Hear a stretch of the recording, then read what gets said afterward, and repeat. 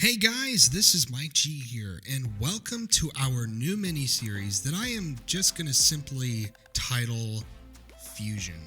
Now prior, we had a video type called Fusion Battles, and it's the same exact thing, but this time we are going to just simply focus on a singular fusion rather than having two combatants that are already fused. Now, if you guys are not familiar with what fusion is, then I suggest to please watch my first episode of Fusion Battles between Symbiotic Superman and Speed Force Juggernaut. However, if you don't want to do that or are just a bit too stubborn, then okay.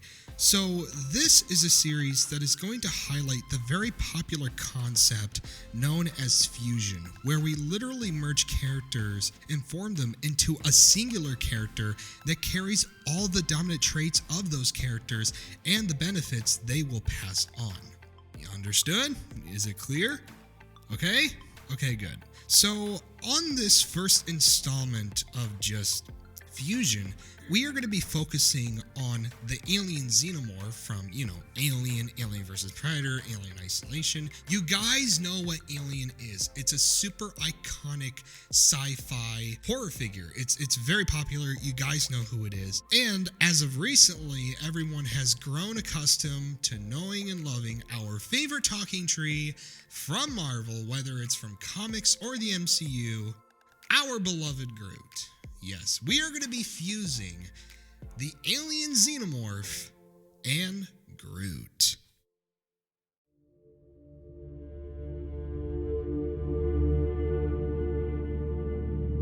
Now, for a little bit of background for those who are either not familiar with Alien or just now getting into it, well, the Xenomorph is often the antagonist of either the Alien series or Alien vs. Predator.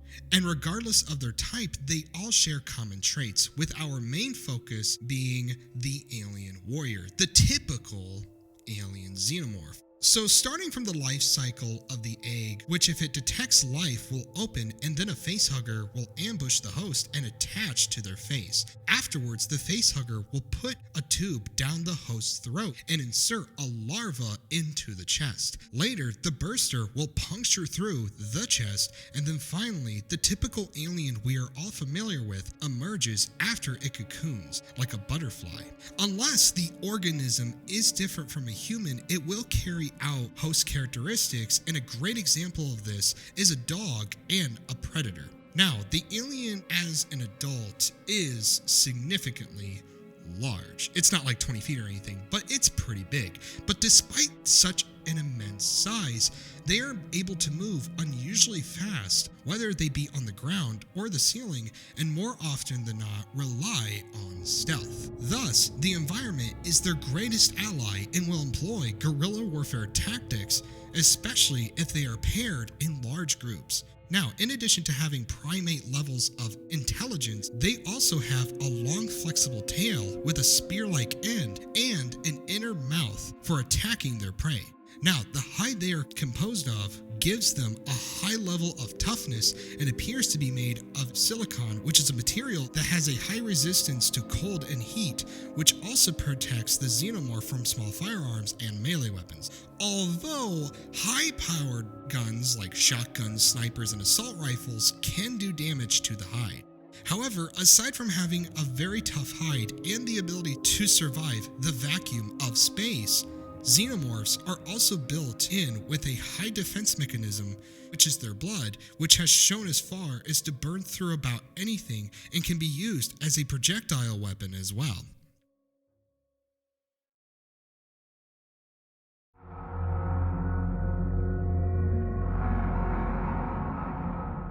Okay, guys, it's Groot time. So Groot is a part of an alien tree-like race from the planet X that can only make the sounds, "I am Groot." Now, if you haven't realized from the most recent Marvel movies, if exposed to this for a long period of time, you will begin to hear a variety of complex sentences and words whenever he says the magic words, "I am Groot."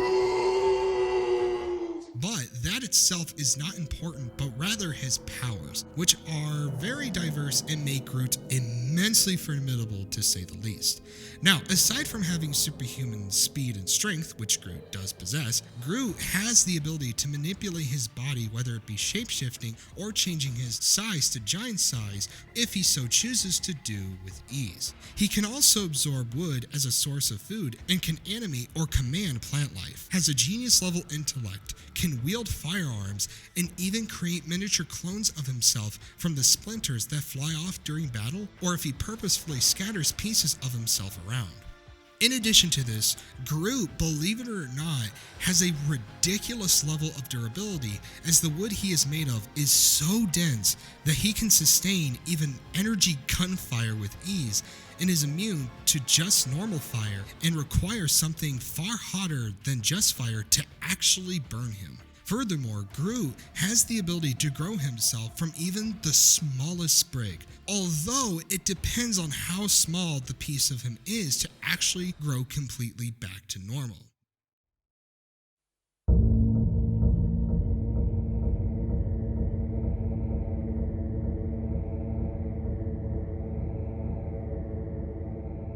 Now, with all that said, let's get down to this Xenomorphic Groot. Now, Xeno Groot is going to present a challenge to discuss, as alien and Groot DNA mixing can behold us with a high variety of possibilities. However, for now, we are going to keep things as simple as possible. Now, first off, we have to clearly point out that we are now dealing with a Xenomorph that can shapeshift, change size, and even control plant life. And in addition, will be able to spawn other xenomorphic Groots from its own person. Now, this is also significant because the xenomorph's purpose is to maintain and grow a hive, and aliens work best in numbers. Now, to make matters even worse is that each one is going to have a level of intelligence that only so few xenomorphs have possessed, with the best example being the white hybrid xenomorph, which appears in the AVP comics. Now, this xenomorph spawned when a computer system created the white hybrids, which possesses the traits of xenomorphs, predators, and humans. Now, with these modifications and mixtures, this xenomorph is capable of everything we just talked about, along with being able to speak and wield firearms, just like Groot. And in addition, they are also led by a male king instead of the typical female queen, and their facehuggers are capable of impregnating the typical xenomorph as well. Now, just from this example, we already can understand how this alien Groot will function intellectually in battle, wield firearms or handheld weapons, and even look into many of the other xenomorphs to get an even further understanding on how the xenomorphic Groot would function compared to all the others. And keep in mind, there are a lot, and I mean a lot, of xenomorphs. Now, another obstacle that will prove to be a challenge for anyone is how can you even harm a xenomorphic Groot? Because simply using explosives or heavy firearms would be the best to take out a regular alien, but with Groot merged, will only heal, or if blown to pieces, will only grow back or just spawn more xenomorphic Groots. In addition, even if you do manage to harm it in up close quarters, you still run the risk of acid hitting your person, thus being killed in the process. So the only way to really kill it for good is to destroy every single piece of the monster, which will be difficult as the wood he is composed of is so insanely durable. And then behind that, you have the xenomorph hide acting as a second barrier of sorts.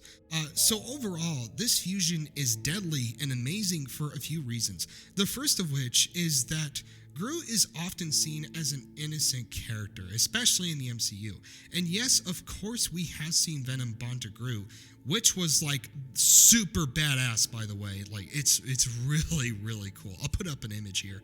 But anyway, but when you take someone who is typically seen like this to a wider audience, you wouldn't typically get scared. But now take one of the greatest science horror icons of all time and give it Groot's abilities along with its own. And it's an extremely terrifying concept to really think of. Now, the second and probably the last reason is the fact that this is a xenomorph that is composed of plant matter, super dense wood, and mixing their genetics opens up limitless possibilities like developing new powers that Groot doesn't typically possess, but can possess because of our understanding of lethal plant life that either exists in the real world or the fictional world. Which is also why I think you can just look at the various xenomorphs and say, okay, perhaps it can develop a slime similar to the mutated chestburster that can pass on diseases and can cause victims to go delirious or cause hallucinations, or release a gas or lethal liquid weapon similar to the runner from Alien vs. Predator Extinction that causes the victims to vomit uncontrollably and die. So yeah, neither Alien nor Groot possesses those abilities, but we have seen time and time again that aliens always develop certain abilities that neither the typical xenomorph nor the host possesses, similar to the Pred alien from AVPR, and like how it was able to, attach to a host with its own face and then impregnate it with multiple chestbursters. And that's something that neither a predator nor a typical xenomorph can actually do. And that's why this not only works so well, but also makes it so insanely cool, because I'm not aware of a xenomorph that has possessed any plant-like traits. And if there is, then please link me, because I am very interested. Okay, anyway, so we are now gonna bring this video to an end. So if you are new here on Dream Battles, make sure you guys hit that subscribe button. And if you guys enjoyed this video, drop a like, comment, and subscribe for more videos just like this one. Also, if you guys want to be notified when I upload, then please ding dong that notification bell. Alright, okay. Mike G off your screen. Stay tuned for the next video. See you guys soon.